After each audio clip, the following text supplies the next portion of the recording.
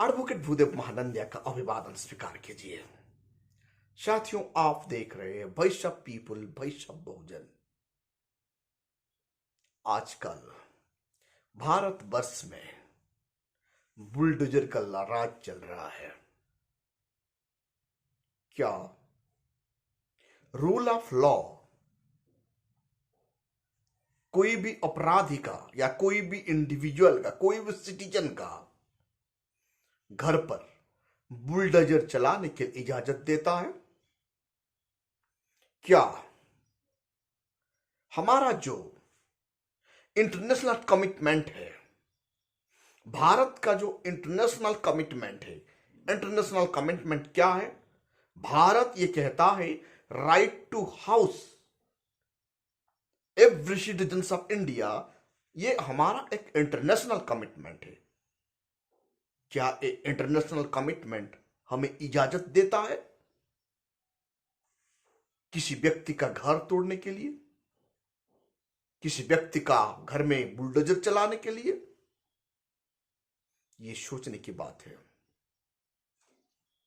वर्तमान तारीख में कुछ स्टेट जैसे उत्तर प्रदेश, मध्य प्रदेश जैसे स्टेट में लोगों को, सिटीजन का मन में डर पैदा करवाने के लिए आर्टिकल 19 को जो भी व्यक्ति इस्तेमाल करता है, उनका घर पर बुलडोजर चलवाया जाता है। वक्त ऐसा था जब राज राजोड़ा का शासन चलता था, राजा जो चाहे वो हवा करता था। वर्तमान ये राज राजोड़ा शासन नहीं है। वर्तमान हम डेमोक्रेसी में जीते हैं। डेमोक्रेसी लोगों के लिए है। It is by the people, of the people and for the people. जब कोई भी कानून सिटीजन के खिलाफ होता है, आर्टिकल 19 के तहत सिटीजन सड़क पर आते हैं और अपना लेजिटिमेट राइट को प्राप्त करने के लिए रोड शो करते हैं, सड़क पर निकलते हैं। या कोई भी रिलीजियस ग्रुप या कोई भी कौम या कोई भी डिनोमिनेशन का ऊपर खतरा होता है, तब भारत का संविधान का आर्टिकल 19 के तहत बोलने की आजादी मिलता है। इनको साब्यस्त करने के लिए लोग सड़क पर आते हैं।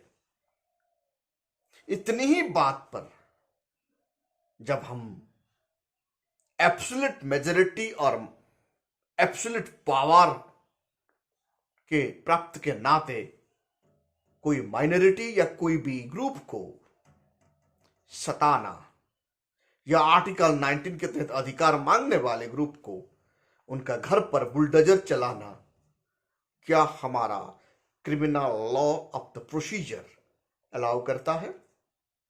क्या हमारा न्याय व्यवस्था इजाजत देता है? ये सोचने की बात है। एडवोकेट के नाते मैं इतना जानकारी रखता हूं, क्रिमिनल लॉ कभी भी कोई इंडिविजुअल जब क्रिमिनल लॉ क्राइम करता है तो क्रिमिनल लॉ क्या कहता है? क्रिमिनल लॉ ये कहता है due process of the law को फॉलो करना है। पहले उनका नाम एफआर के बाद इन्वेस्टिगेशन करना, अरेस्ट करना, एविडेंस आया तो अरेस्ट करना और उनको फॉरवर्ड करना। उसके बाद चार्ज फ्रेम करना। चार्जशीट पुलिस भेजता है, चार्ज फ्रेम होता है, उसके बाद हियरिंग होता है। जब एविडेंस आ जाता है तब उन्हें पनिशमेंट मिलता है। यह हमारा रूल ऑफ लॉ कहता है। लेकिन मध्य प्रदेश, उत्तर प्रदेश जैसे स्टेट में लेजिटिमेट राइट को प्राप्त करने के लिए जब लोग सड़क पर आते हैं तो उनका घर पर बुलडोजर चलाया जाता है। इसके बारे में हमारा जुडिशरी संज्ञान में लेना चाहिए। ऐसा होते रहेगा तो भारत का किसी का घर भी नहीं बचेगा। जब हम म्युनिसिपैलिटी लॉ को देखेंगे तो परमिशन, आपका पट्टा जमीन होने से भी परमिशन चाहिए। 90% मकान with due procedures of the law से नहीं बना है भारतवर्ष में। हर कोई मकान का ऊपर बुलडोजर चलेगा। ऐसे होने से भारतवर्ष में सिटीजन का जो आर्टिकल 19 का फंडामेंटल राइट वो साब्यस्त कर नहीं पाएगा, वो डरेगा। डेमोक्रेसी डर और भय पैदा नहीं करता। डेमोक्रेसी यूनिटी एंड फ्रेटर्निटी को बढ़ावा देता है और इक्वालिटी को एस्टैब्लिश करता है। तो साथियों, यहां प्रश्न आता है कि उत्तर प्रदेश में ऐसा एक घटना घट गया है वर्तमान तारीख में, 11 तारीख का बात है ये। प्रोफेट मोहम्मद के खिलाफ जब बीजेपी का प्रवक्ता नुपुर शर्मा जी नेगेटिव स्टेटमेंट देती है तो उनको विरोध करते हैं विशेष कम्युनिटी को, रिलीजन को फॉलो करने वाले लोग। यूपी में भी ऐसा ही हुआ। तो उसमें शामिल थे प्रवीण फतिमा का हस्बैंड। प्रवीण फतिमा का गुनाह क्या है? उनका हस्बैंड प्रोटेस्ट रैली में शामिल थे। उनको हस्बैंड को अरेस्ट एफआईआर करना चाहिए और उनको अरेस्ट करके due procedures of the law का हिसाब से उन्हें पनिशमेंट देना चाहिए, लेकिन ऐसा नहीं हुआ। परवीन फतिमा का मकान को ढहराया गया, बुलडोजर चलाया गया। वो मकान परवीन फतिमा का है, उनका हस्बैंड का नहीं। तो हमारा कानून क्या कहता है? जब कोई भी इंडिविजुअल क्राइम करता है, वो क्राइम के लिए वो इंडिविजुअल को ही सजा मिलता है, उनका परिवार का कोई भी सदस्य को सजा नहीं मिलता, क्योंकि वो क्राइम सिर्फ इंडिविजुअल का है। तो इसके तहत परवीन फतिमा का घर को तोड़ना क्या रूल ऑफ लॉ इजाजत देता है? मेरे जानकारी से मैं सोचता हूं हमारा रूल ऑफ लॉ इजाजत नहीं देता है। फर्स्ट, सेकंड, हम लोग आज जैसे घर तोड़ रहे हैं भारतवर्ष में, बहुत सारे लोगों का घर, दिल्ली का जहांगीरपुरा में भी जैसे घट गया, ऐसा होगा। मतलब हम लोग राइट टू हाउस जो इंटरनेशनल कमिटमेंट है इनको तोड़ रहे हैं। सेकंड थिंग, ये बात आप लोगों को मालूम है, जस्टिस मुरलीधर, जस्टिस एएस साहब भी कह चुके हैं राइट टू हाउस। न्याय को डिस्चार्ज करते हुए हमारा जस्टिस मुरलीधर और जस्टिस एएस माथुर भी ये बात कहते हैं, हर कोई इंडिविजुअल का राइट टू हाउस है। आज तक भारत का सरकार हर कोई सिटीजन को घर, मकान प्रोवाइड कर नहीं पा रहा है। बनाया हुआ मकान को तोड़ना हमारा कानून कभी भी हमें इजाजत नहीं देता, जिसको कहते हैं रूल ऑफ लॉ। जब भारतवर्ष में कोई रूल ऑफ लॉ ही नहीं रहेगा, राज राजोड़ा की तरह शासन चलेगा, मतलब मैं सोचता हूं ये न्यायपालिका को आईना दिखाने जैसा है। हम लोग न्यायपालिका क्यों बनाए हैं? हमारा टैक्स में लाखों करोड़ों रुपया तनख्वाह लेते हैं न्यायपालिका। जब न्यायपालिका अपना ड्यूटी नहीं करेगा, कार्यपालिका अपना ड्यूटी नहीं करेगा, यहां राज राजोड़ा की तरह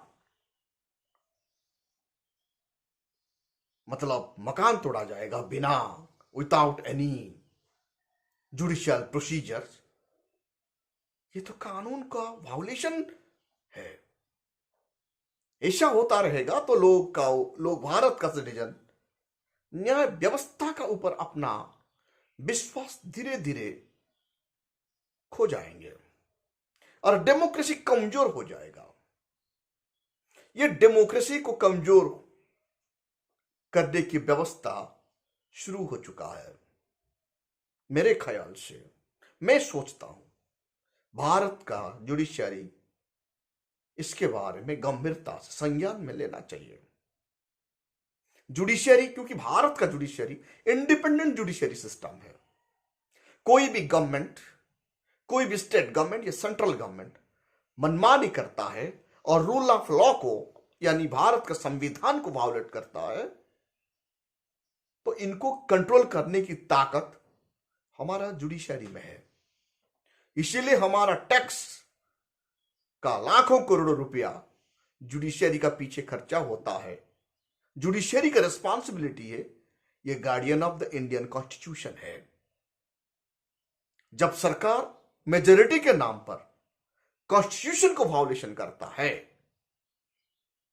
तो वो सरकार के खिलाफ हमारा हाई कोर्ट और सुप्रीम कोर्ट को क्षमता है इनको दिशा निर्देश देने के।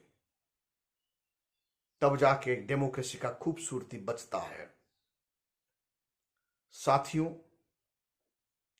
हमारा देश का संविधान मेरे ख्याल से भारत का संविधान को वायोलेशन किया जा रहा है। यह आने वाले वक्त के लिए खतरे की घंटी है।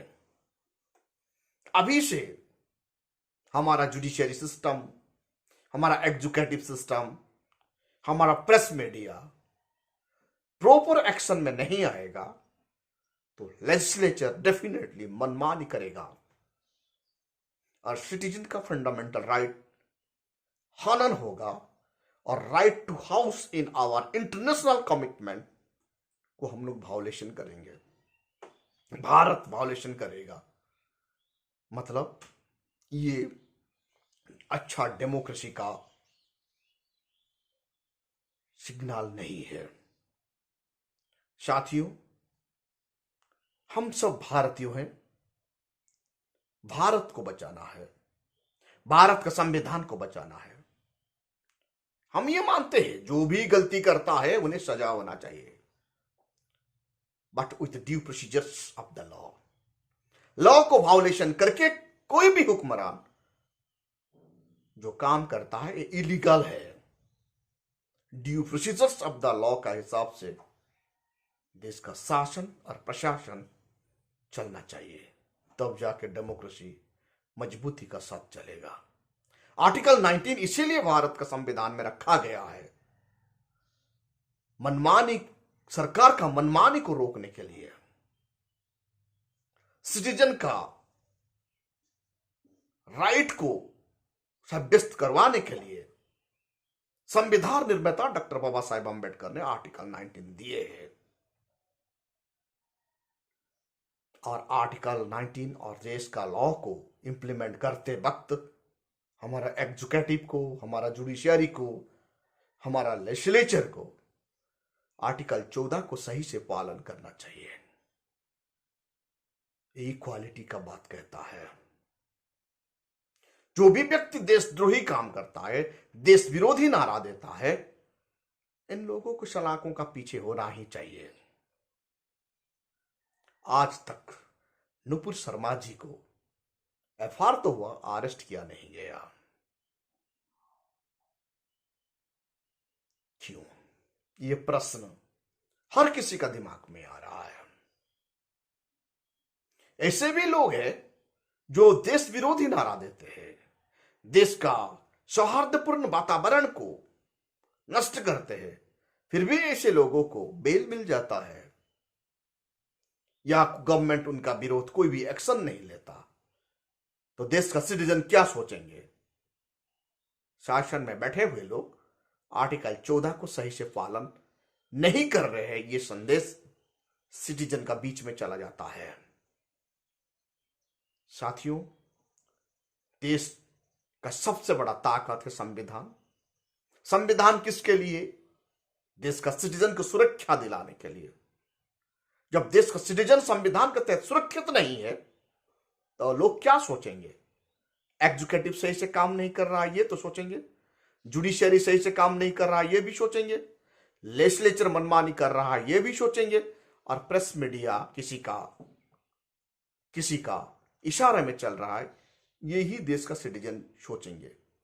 ऐसे स्थिति देश के लिए और डेमोक्रेसी के लिए कितना खतरनाक है, आने वाला वक्त ही बताएगा। इस भारत को,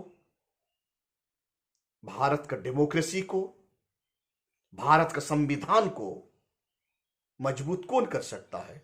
भारत का सिटीजन है। इसीलिए भारत का सिटीजन को आंख मूंद कर भरोसा करना नहीं चाहिए। हमारा कानून क्या कहता है, हमारा संविधान क्या कहता है, इसके बारे में जानकारी रखना चाहिए और संविधान को प्रोटेक्शन देना हर कोई सिटीजन का रिस्पांसिबिलिटी हो जाना चाहिए। आज कोई कम्युनिटी को ऊपर बुलडोजर चल रहा है, कल को और किसी का घर में बुलडोजर चलेगा, परसों और किसी का घर में बुलडोजर चलेगा। ऐसे एक्शन सिटीजन का और सिटीजन के लिए बहुत हानिकारक है, क्योंकि कानून को रोंदने वाले को ताकत मिल जाएगा। आज विशेष कम्युनिटी माइनॉरिटी का घर का ऊपर बुलडोजर चल रहा है, कल को शेड्यूल कास्ट का घर में बुलडोजर चलेगा, आने वाले कल शेड्यूल ट्राइब का घर में बुलडोजर चलेगा, और आने वाला वक्त ओबीसी का घर में बुलडोजर चलेगा। आप क्या कर पाएंगे? बुलडोजर कानून देश के लिए खतरा है। हमारा संविधान इसका इजाजत नहीं देता। हमारा किसी का घर में बुलडोजर चलाना, हाँ, जुडिशियरी प्रोसेस जाएगा, कोर्ट ऑर्डर देगा, जब लोअर कोर्ट और लोअर कोर्ट के बाद डिस्ट्रिक्ट कोर्ट के बाद हाई कोर्ट के बाद सुप्रीम कोर्ट, ऐसे न्याय व्यवस्था है। हमारा न्याय व्यवस्था प्रोसीजर में जब ऑर्डर होगा तो बुलडोजर चलाना ही चाहिए। जो गलती करता है उनको सजा मिलना चाहिए, लेकिन घर का ऊपर बुलडोजर चलने से पूरा परिवार बर्बाद हो जाता है, उनका परिवार सड़क पर आ जाता है। एक परिवार सड़क पे आया यानी हर कोई का घर में बुलडोजर चल गया, तो भारत का लाखों परिवार सड़क में आ गया, मतलब भारत का कितना नुकसान होता है ये अकल्पनीय है। हमारा देश को बचाना है, देश को आगे बढ़ाना है। कोई इंडिविजुअल का गलती के लिए पूरा परिवार को सजा देना, घर का ऊपर बुलडोजर चलाना, मतलब एक परिवार को सजा देना, वो परिवार सड़क में आ जाता है और देश में क्राइम बढ़ने की संभावना ज्यादा बढ़ जाता है। इसीलिए साथियों, हम लोगों को अपना अधिकार को, अपना संविधान को बचाने के लिए यूनाइटेड होना है और आर्टिकल 19 को सही से इस्तेमाल करना है। साथियों, आप देख रहे हैं voice of people, voice of Bahujan. ये चैनल को ज्यादा से ज्यादा लाइक कीजिए, कमेंट कीजिए और सब्सक्राइब कीजिए।